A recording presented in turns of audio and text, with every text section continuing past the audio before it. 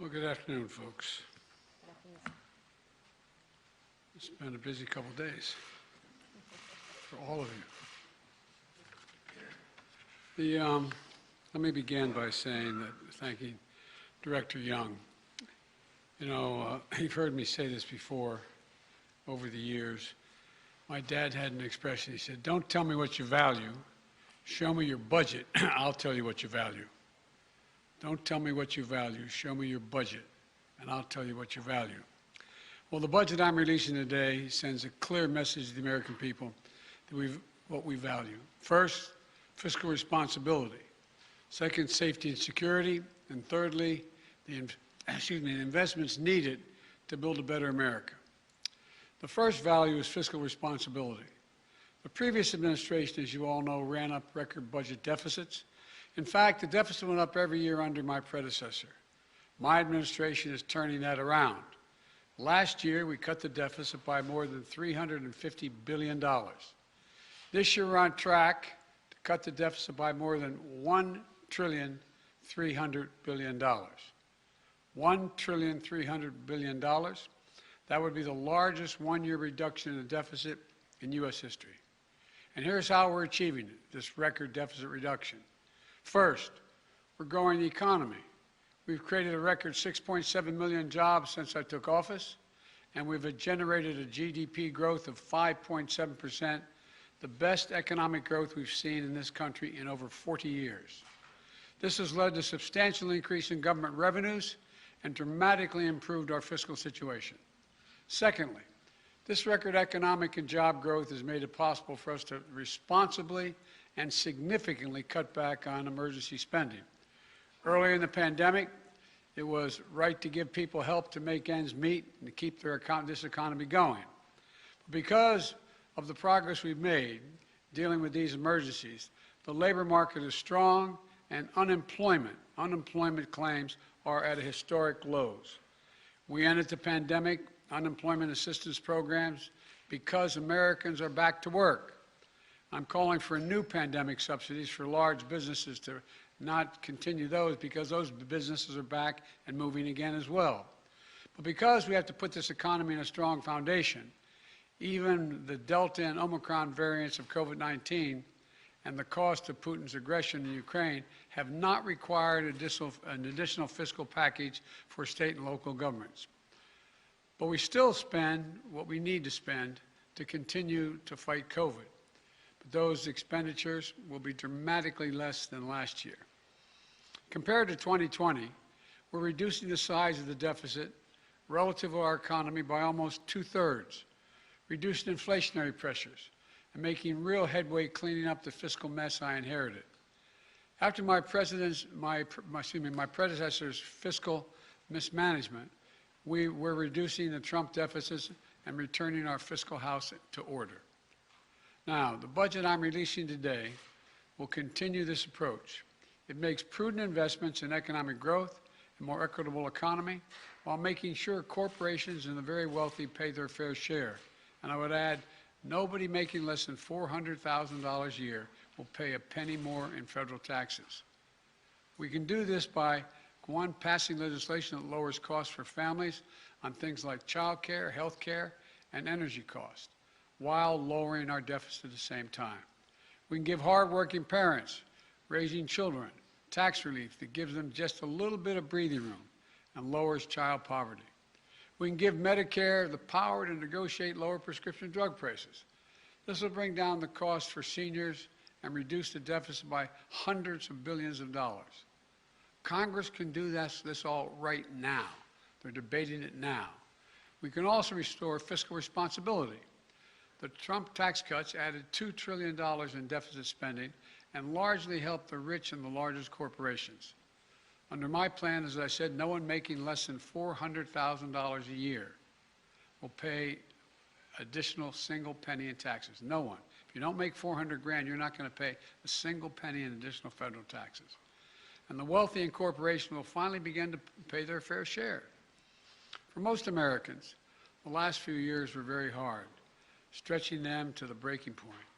But billionaires and large corporations got richer than ever. Right now, billionaires pay an average rate of 8% on their total income.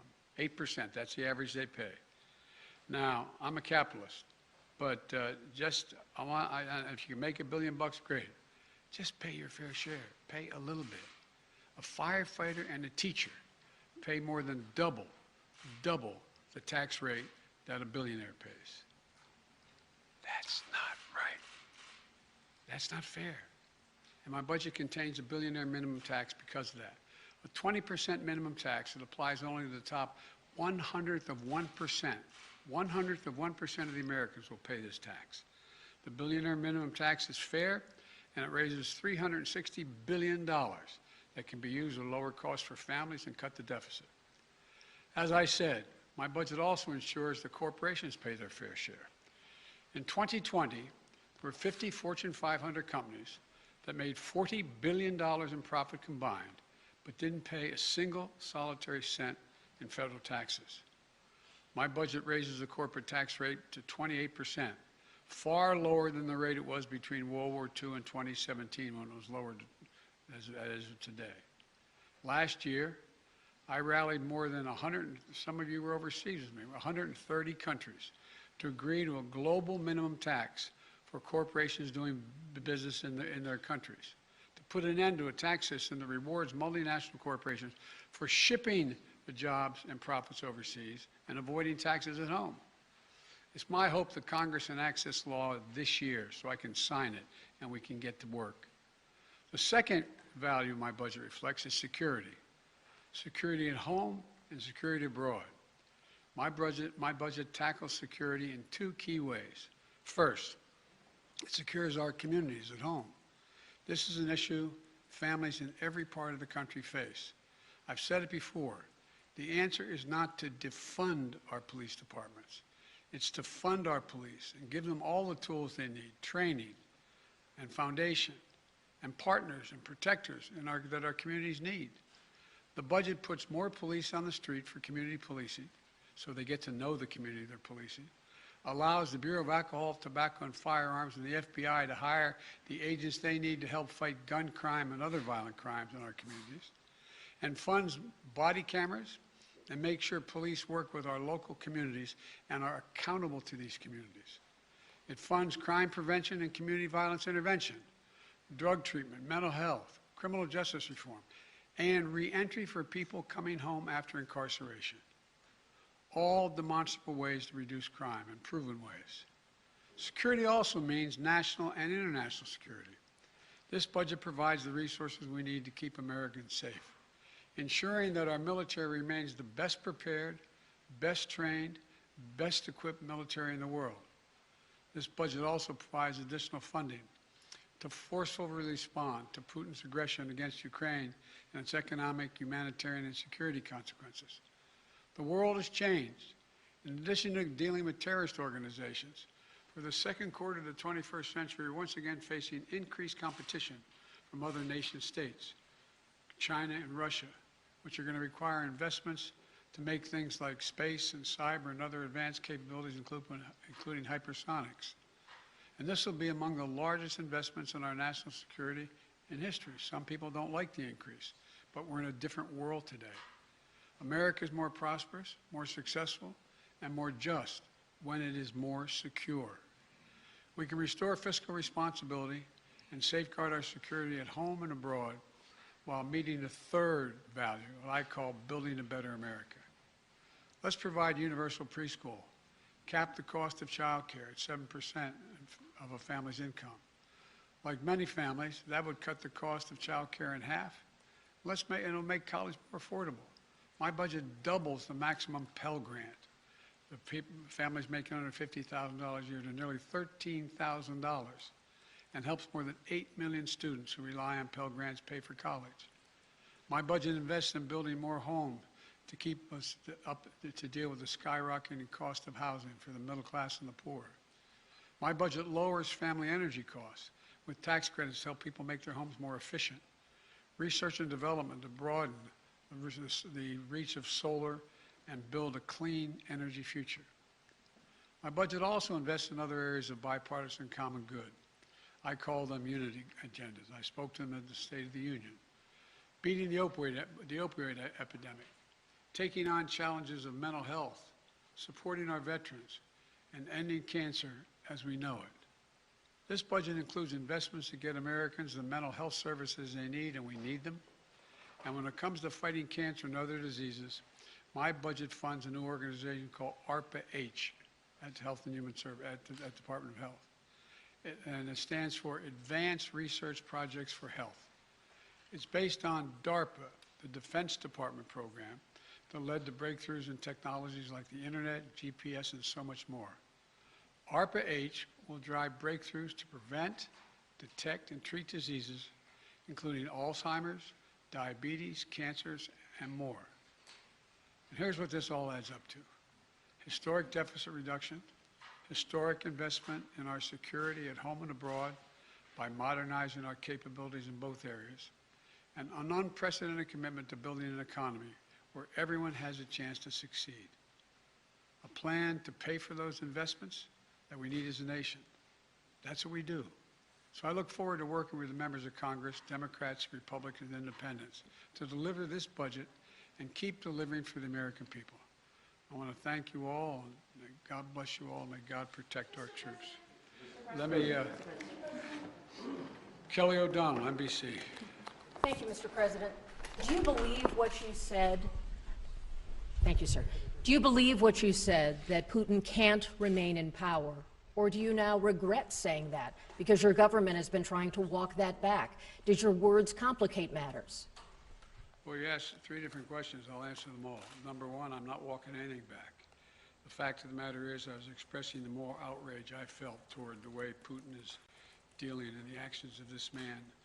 Just brutality. Half the children in Ukraine. I had just come from being with those families. But I want to make it clear, I wasn't then, nor am I now, articulating a policy change. I was expressing the moral outrage that I feel, and I make no apologies for it. Personal feelings, sir. Your personal feelings? My personal feelings. Secondly, you asked me about, well, what was the second part? Does it complicate the diplomacy of this moment? No, I don't think it does. You know, the fact is that we're in a situation where what complicates the situation at the moment is the escalatory efforts of Putin to continue to engage in carnage, the kind of behavior that makes the whole world say, my God, what is this man doing? That's what complicates things a great deal, but I don't think it complicates it at all. Mr. President, Let me go to Steve Holland, Reuters. Mr. President, thank you. When you say that you're not walking anything back, you do feel that Vladimir Putin should be removed from power? Is that what you're saying? And no, what I was expressing just what I said. I was expressing the moral outrage I felt towards this man. I wasn't articulating a policy change. And I think that, you know, he continues on this course that he's on. He is going to become a pariah worldwide, and who knows what he becomes at home in terms of support. And just to follow up, are you concerned this remark might escalate the conflict? No, I'm not. I'm not at all. Look. Thank you. And you know, look, the other thing is that a couple of people have asked me as well, might as well speak to it unless you want to ask the question, but you know, that other governments have suggested that this is a problem, I'm escalating things. No. And has it weakened NATO? No, it hadn't. NATO has never, ever been as strong as it is today. Never. so if saying he cannot remain in power does not mean regime change, what does it mean in your opinion? It means that I would hope it was expressing my outrage. He shouldn't remain in power. Just like, you know, bad people shouldn't continue to do bad things. But it doesn't mean we have a fundamental policy to do anything to take Putin down in any way. What made you add that? Because that wasn't in your prepared remarks, we were told. So what made you add that at the end, Mr. President? Because I was talking to the Russian people. The last part of the speech was talking to the Russian people, telling them what we thought. And I was communicating this to not only the Russian people, but the whole world. This is just stating a simple fact that this kind of behavior is totally unacceptable. Totally unacceptable. And the way to deal with it is to strengthen and put keep NATO completely united and help Ukraine where we can. Cleve, you had a question.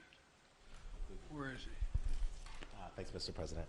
On your budget, you've said repeatedly at the State of the Union that you're not for defunding the police. I do wonder how much emphasis you think should be put on alternative forms of crime prevention, not just defunding the police, but crime reduction in communities. Oh, a significant amount. I've laid that out in detail in the budget. For example, we do know that intervention programs work. We do know that what police need, they need psychologists in the department as much as they need extra rifles. They need people who are in the department who can deal with the crisis that the police are going through as well, dealing with their crises, dealing with their mental state and how they're handling things. They need social workers engaged with them. I lay it all out. And it all works. If you see these community intervention programs, they work. They actually reduce crime. They significantly reduce crime. So that's a big piece of it. Just a follow-up. Is any of it related to political pressure from Republicans saying that Democrats are soft on crime, that you guys are careening to the left? Isn't it kind of fascinating? When I first got elected, I was being beat up because I supported the police too much for the previous 30 years. No. That's what I think. Ozma.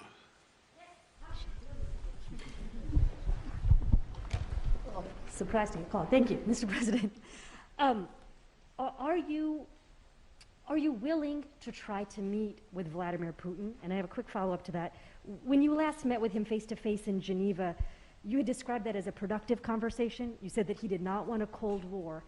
And do you feel, given the actions, though, that have happened over the last few months, I guess I'm asking what has changed in his mind?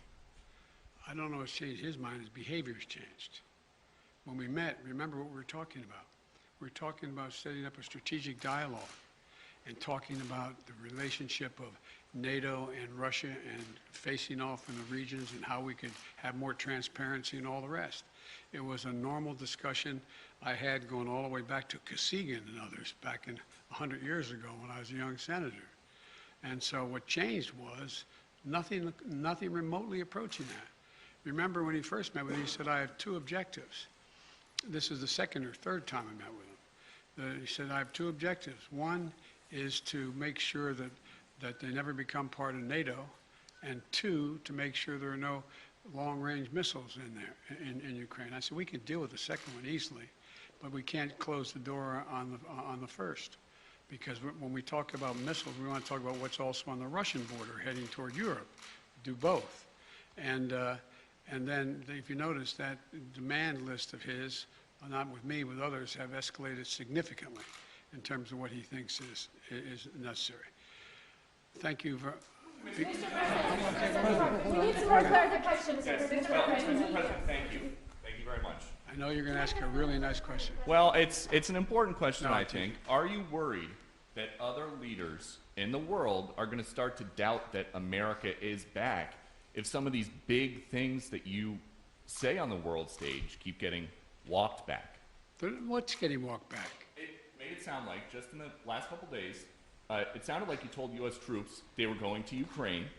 It sounded like you said it was possible the U.S. would use a chemical weapon, and it sounded like you were calling for regime change in Russia, and we know... None of the three occurred. None of the three occurred? None of the three. Mr. President? You interpret the language that way. I was talking to the troops. We were talking about helping train the troops that are the Ukrainian troops that are in Poland. That's what the context. I sat there with those guys for a couple hours. That's what we talked about. So when you said you're going to see when you're there, you were not intending to I was see referring to meeting with and talking with the Ukrainian troops who are in Poland. And when you said a chemical weapon use by Russia would trigger a response in kind, It will trigger a significant response. what does that mean? I'm not going to tell you. Why would I tell you? You got to be silly. The world wants to know? The world wants to know a lot of things. I'm not telling them what the response would be. Then Russia knows the response. Mr. President. All right, I'm going to take two more questions. One, two. Mr. President, thank you. I still want to get back to your original words that he cannot remain in power. Can you help us understand, you have more foreign policy experience than any president who has ever held this office. Whether those are your personal feelings or your feelings as president, do you understand why people would believe you, as someone commanding one of the largest nuclear arsenals in the world, saying someone cannot remain in power is a statement of U.S. policy? And also, are you concerned about propaganda use of those remarks by the Russians? No and no. Tell me why. You have so much experience. You are the leader of this country. Because it's ridiculous. Nobody believes we're going to take down, I was talking about taking down Putin. Nobody believes that. Number one. Number two, what have I been talking about since this all began? The only war that's worse than one intended is one that's unintended. The last thing I want to do is engage in a land war or a nuclear war with Russia. That's not part of it. I was expressing my outrage at the behavior of this man. It's outrageous. It's outrageous. And it's more an aspiration than anything. He shouldn't be in power. There's no, I mean, people like this shouldn't be ruling countries, but they do. The fact they do, but doesn't mean I can't express my outrage about it. Last question. Thank you. You've said that you're confident that your comment won't undermine diplomatic efforts. But just to be clear, are you confident that Vladimir Putin sees it that way, that he will not use this as an escalatory? I don't care what he thinks. Look, here's the deal. He's going to do what he's going to do. Putin, look. But you're not concerned that he may see your language and view that as a sign of a reason for escalation, use that as an excuse to escalate, given his recent behavior? Given his recent behavior, you should, excuse me, I shouldn't say that to you. Given his recent behavior, people should understand that he is going to do what he thinks he should do, period. He's not affected by anybody else, including, unfortunately, apparently his own advisors. This is a guy who goes to the beat of his own drummer. And the idea that he is going to do something outrageous because I called him for what he was and what he's doing, I think is just not rational. You didn't say whether you'd meet him again. Would you meet with President Putin ever again? It depends. No, it's not a question of the question is there something to meet on that would justify him being able to end this war and be able to rebuild Ukraine? So there is a That's the chance issue. Can you just say yes or no, Mr. President, whether or not you would be willing to meet with President Putin It depends on what he wants to talk about. Thank you. Okay, last question. What if he wanted to talk about negotiations? Now, what if he Hello, wanted to? you said Supreme Court. Now, don't play that. Well, you can't leave that hanging. You're- Just real quick, two matters on the Supreme Court. While you were away, there were reports about the wife of Justice Thomas and texts that she had with former White House Chief of Staff Mark Meadows. Should Justice Thomas recuse himself from any cases involving the January 6th insurrection or former President Trump at this point? I leave that to two entities. Okay, go ahead. Oh, go ahead. Ask the second question. No, two entities. Go ahead. Sorry.